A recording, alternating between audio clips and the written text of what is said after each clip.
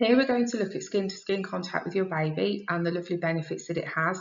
Just to clarify that skin-to-skin means having your baby with their bare skin against your bare skin and nothing between you both.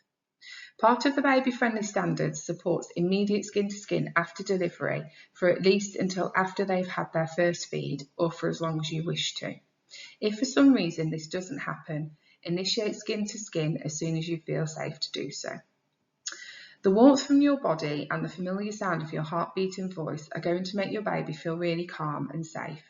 It also helps with milk-making hormones and is going to introduce your baby to the natural flora of your skin, thus protecting them from infection. Skin-to-skin can be done at any time. It helps to release oxytocin in both you and your baby. Oxytocin is a hormone which acts as a fertilizer for your baby's brain. Not only does it enable baby brain development, it also helps regulate their temperature and generally contributes towards them adjusting to their life after delivery. Skin to skin is also going to help with relationship building between you and your baby. Keeping them close will enable you to respond to their feeding cues. Your partners can also do skin to skin. Skin to skin initially after your baby's born is a great time for them to get to know your breast area and to get to their first feed. They need to go through 9 distinct stages after delivery, and this is sometimes known as a birth crawl or breast crawl. These usually happen within the first hours or so after delivery, and they include your baby showing the birth cry just after they are born. They then go into a relaxation stage where they are recovering from delivery. There's not a lot of activity or movement going on at this stage. They'll then start to awake, small signs of activity, some head movement. Then they'll get quite active. They'll start moving their limbs and really being more determined in their movements and show some rooting activity and sometimes pushing with their limbs against you. They then have a rest, some activity. They might show some feeding cues like sucking on their hands, etc. They'll then go into the crawling phase, which includes them pushing against your body and moving themselves up towards the breast area. Once they've reached the breast, they'll familiarise themselves with it and may start to root around and may even latch. They'll then start to suckle. This may last a few minutes or a bit longer than that, don't worry.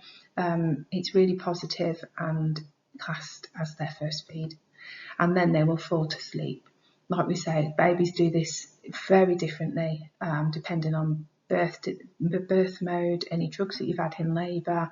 Lots of things can affect how quickly babies go through these phases. So just let them relax and have the patience to go through it at their own time. Have you heard of the microbiome?